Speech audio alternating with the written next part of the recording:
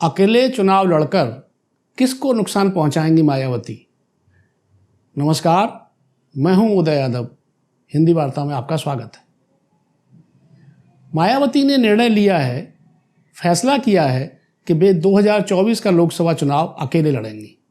वे किसी गठबंधन के साथ नहीं जाएंगी। उन्होंने एक मीटिंग की लखनऊ में और उसमें तय किया कि हमारा कार्यकर्ता क्षेत्र में जाए, मेहनत करे और अपने लोगों को संगठित करे, चुनाव अकेले ही लड़ा जाएगा।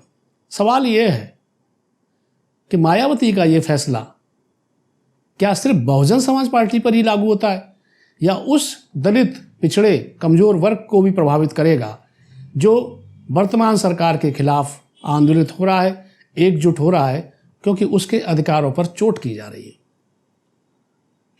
एनडीए या इंडिया गठबंधन दो आमने सामने गठबंधन है। एक वो जो सत्ता में है और जो पिछड़ों, दलितों, उनका आरक्षण खत्म कर रहा है, धीरे धीरे उनकी नौकरियां खत्म हो रही हैं, उन्हें 5 किलो राशन पर निर्भर किया जा रहा है। दूसरी तरफ इंडिया गठबंधन जो उम्मीदों का, संविधान की रक्षा का, इस देश को बचाने का एक आंदोलन है, जिसमें कई वे दल शामिल हैं जो बदलाव के पक्षधर हैं और एकजुट होकर वर्तमान सत्तारूढ़ पार्टी को, सत्तारूढ़ गठबंधन को हटाना चाहते हैं। ऐसे में मायावती का अकेले जाने का फैसला, अकेले लड़ने का फैसला क्या सही फैसला है? आज हम इस पर विचार विमर्श करेंगे और ये भी बताएंगे कि अगर वो अकेले लड़ती हैं तो उनकी अपनी पार्टी की क्या हालत होगी, क्या दशा होगी। क्योंकि अभी एक सर्वे आया है जिसने चौंकाने वाले परिणाम बताए हैं, उस पर मायावती खुद भी चौंकेंगी। तो आज आप हमारे वीडियो को अंत तक देखिए, जुड़े रहिए, देखते रहिए। हमारे 3 बिंदुओं पर हमारा विचार होगा। पहला, मायावती का निर्णय कितना सही। दूसरा, वो किसके पक्ष में होगा, किसको लाभ पहुंचाएगा और किस गठबंधन को नुकसान पहुंचाएगा। और तीसरा, बहुजन समाज पार्टी की खुद की स्थिति क्या होगी। लेकिन उससे पहले हमारा एक अनुरोध, हमारे चैनल को कृपया सब्सक्राइब करें, अपने ग्रुप में शेयर करें और ज़्यादा से ज़्यादा देखें, लाइक करें। तो हम बात कर रहे थे बहुजन समाज पार्टी के फैसले की।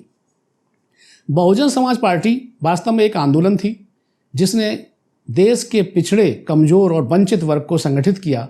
मान्यवर काशीराम ने जब आंदोलन शुरू किया था तो वे उन लोगों को आगे लाना चाहते थे, मजबूत करना चाहते थे जिनकी आवाज़ उठाई नहीं जा रही थी, लगातार दबाई जाती थी और जिनके अधिकार दूसरों के कब्जे में थे।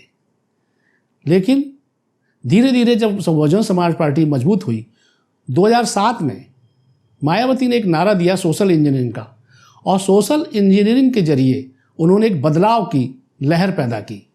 अपनी पार्टी में, यानी बहुजन समाज पार्टी में, ब्राह्मणों को बहुतायत में टिकटें दी गई, पद दिए गए और ये संदेश देने की कोशिश की कि ब्राह्मण और दलित मिलकर एक नया बदलाव लाएंगे, एक नई बहुजन समाज पार्टी बनेगी जो इस देश को, इस प्रदेश को और इस वंचित, कमजोर जनता को उम्मीद की नई किरण दिखाएगी।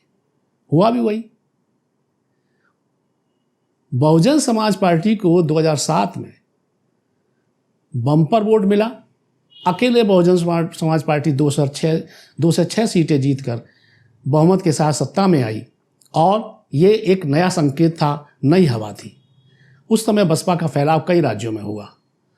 लेकिन 2012 आते आते मायावती की वो सोशल इंजीनियरिंग फेल हो गई।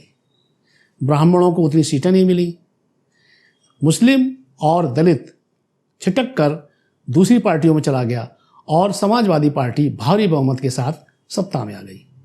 अखिलेश यादव मुख्यमंत्री बने। 2012 का जो साल था उसमें बहुजन समाज पार्टी की सीटें काफ़ी घट गईं और ये उसके वोट और सीटों में गिरावट लगातार जारी है। लेकिन इधर जो निर्णय हो रहा है, चूंकि 2024 का लोकसभा चुनाव एक बड़ा महत्वपूर्ण चुनाव है, इस समय लगातार ये प्रयास हो रहे हैं सत्तारूढ़ दल की तरफ से कि इन कमज़ोर वर्गों के हक, इनके अधिकार कम किए जाएं, छीने जाएं और ऐसी स्थिति बना दी जाए ताकि वे संगठित होकर आंदोलन भी न कर सकें। सरकारी नौकरियां कम हो रही हैं। किसके हिस्से में कम हो रही हैं? इसी कमज़ोर वर्ग के। जो आरक्षण संविधान द्वारा प्रदत्त किया गया है उसको पूरी तरह लागू नहीं किया जा रहा। लोग लड़ रहे हैं, कोर्ट में जा रहे हैं, कोर्ट में जा रहे हैं तो कोर्ट को प्रभावित करने की भी सरकार कोशिश कर रही है। ये अभी आपने देखा कि चुनाव आयुक्त की नियुक्ति में सुप्रीम कोर्ट के जज की भूमिका को खत्म कर दिया गया। यानी सरकार के इरादे क्या हैं, ये इस घटना से, उनके एक आदेश से पता चलता है।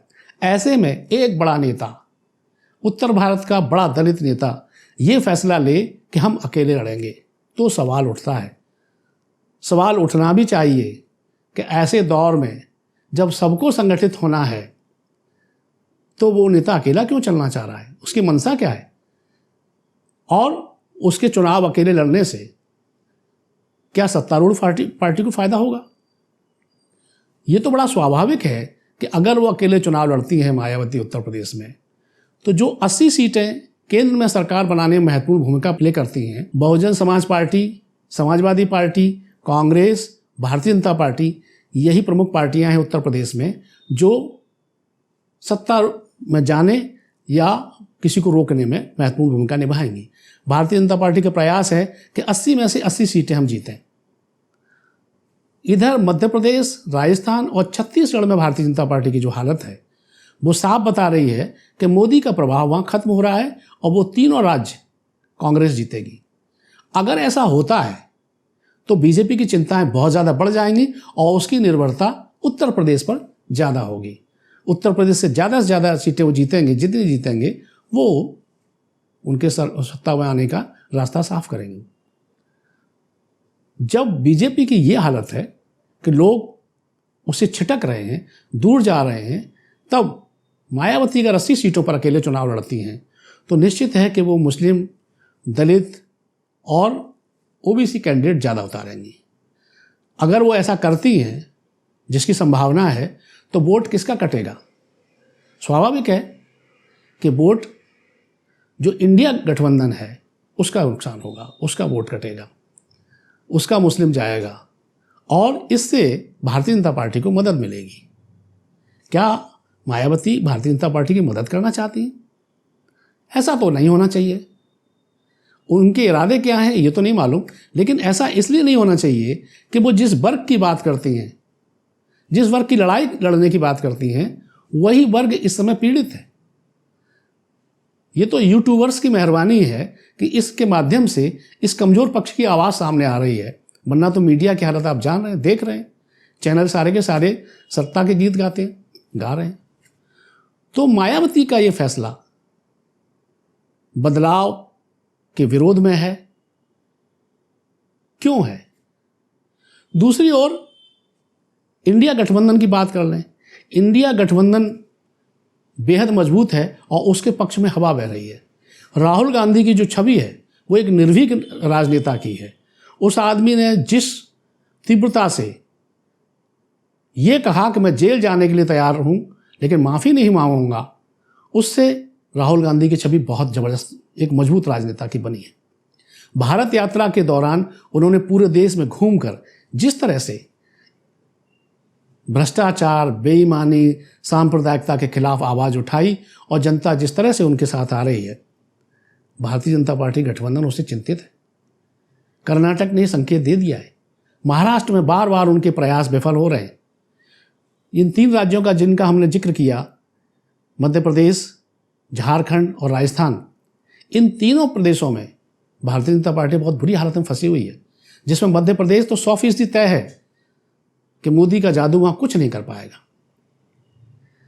इस चिंताओं के बीच ये निर्णय चर्चा का विषय है। लेकिन आपको बता दें कि इंडिया गठबंधन जिस ताकत के साथ सामने आ रहा है वो उत्तर प्रदेश को भी प्रभावित करेगा। ये हो नहीं सकता कि मायावती चुपचाप बैठी रहें और सोचें कि हम अकेले चुनाव लड़ लेंगे। मैं आपको यहाँ एक जिक्र कर दूँ। अभी एक सर्वे आया है इंडिया टुडे सी वोटर्स का, जिसमें यह बताया है कि अगर आज की तारीख में चुनाव हो जाए तो उत्तर प्रदेश में क्या स्थिति होगी। उस सर्वे का निर्णय ये है कि 8 सीटें मिलेंगी समाजवादी पार्टी या इंडिया गठबंधन को और बाकी सीटें एनडीए को जाएंगी। बहुजन समाज पार्टी के खाते में एक भी सीट नहीं आएगी। ये बहुजन समाज पार्टी का कार्यकर्ता भी जानता है कि अकेले लड़ने पर बसपा का खाता नहीं खुलेगा। 2012 का हमने जिक्र किया। 2012 के बाद जब 2014 में बहुजन समाज पार्टी अकेले चुनाव लड़ी तो उसका एक भी प्रत्याशी नहीं जीता। 2017 विधानसभा चुनाव में स्थिति और बिगड़ गई, यानी 2012 में 80 विधायक जीते थे बहुजन समाज पार्टी के, जो 2017 में आकर सिर्फ 19 रह गए। और वे 19 विधायक भी अंत तक रुके नहीं। 2022 के चुनाव आते आते सब इधर उधर चले गए और 2022 में बसपा का सिर्फ एक प्रत्याशी जीता, और वो भी अपने दम पर। वोट लगातार घटता गया। 2019 में समाजवादी पार्टी से समझौता था, इसलिए बसपा को फायदा हुआ और 0 सीट वाली पार्टी 10 सीटें पा गई। आज बसपा के सामने सबसे बड़ी चुनौती यह है कि वो अपने 10 सांसदों को कैसे रोके रहे, क्योंकि कई चर्चा ये हैं कि कई उनके सांसद दूसरे दलों में जाने के लिए जगह तलाश रहे हैं। ऐसे पूरे माहौल में जब उन्हें अपना पुराना वोट बचाना मुश्किल है, अपनी 10 सीटें बचाना मुश्किल है, तब अकेले दम चलने का फैसला, अकेले दम लड़ने की बात उचित नहीं जान पड़ती। उनका ये आरोप भी गलत है कि जब हम समझौता करते हैं तो हमारा वोट दूसरे को ट्रांसफ़र हो जाता है और दूसरे का वोट हमें नहीं होता। ये एकदम गलत है। समाजवादी पार्टी का वोटर ट्रांसफ़र हुआ, इसीलिए उनके 10 जीते। समाजवादी पार्टी को बसपा का वोट नहीं ट्रांसफ़र हुआ, इसलिए वही जीते, क्योंकि उनके ज़्यादातर परिवार के लोग ही खड़े हुए थे। 5 सीटें मिली उन्हें। ये गंभीर चुनौती है। मायावती को इस पर जरूर विचार करना चाहिए। हालांकि लगता यह है कि मायावती ये सिर्फ स्ट्रेटजिकल कह रही हैं, वो भी किसी न किसी गठबंधन में जाएंगी, क्योंकि जिस समय मायावती प्रेस कॉन्फ्रेंस में ये घोषणा कर रही थी, उसी समय उनके एक सांसद दानिश अली पटना में नीतीश कुमार से मुलाकात कर रहे थे। नीतीश कुमार से मुलाकात का मतलब ही है कि कहीं बातचीत चल रही है।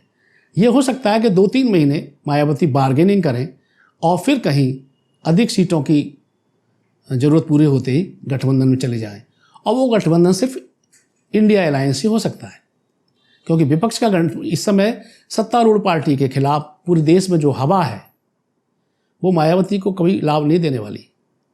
लाभ तभी मिलेगा जब वो विपक्ष के गठबंधन के साथ होंगी। तो मायावती के इस निर्णय पर, उसके प्रभावों पर, क्योंकि संविधान का मामला है, संविधान को ये मिटाना चाहते हैं। अभी 15 अगस्त को मायावती ने ट्वीट किया था कि बाबा साहब के दुनिया के सर्वश्रेष्ठ संविधान के रहते हुए भी देश में गरीबी बढ़ रही है, गैर बराबरी बढ़ रही है। और फिर उन्होंने प्रधानमंत्री के सलाहकार विवेक देवराय के उस सुझाव की भी निंदा की थी, आलोचना की थी, जिसमें उन्होंने संविधान बदलने की बात की थी। जो सरकार संविधान बदलना चाहती हो, दलितों, पिछड़ों, कमजोरों के अधिकार खत्म करना चाहती हो, मायावती उसके साथ नहीं जाना चाहेंगी और मायावती को उसके साथ नहीं जाना चाहिए। ये था हमारा विश्लेषण मायावती के निर्णय पर। आपको कैसा लगा कमेंट बॉक्स में ज़रूर लिखिएगा और इंतज़ार कीजिए हमारे नए वीडियो का। तब तक के लिए नमस्कार।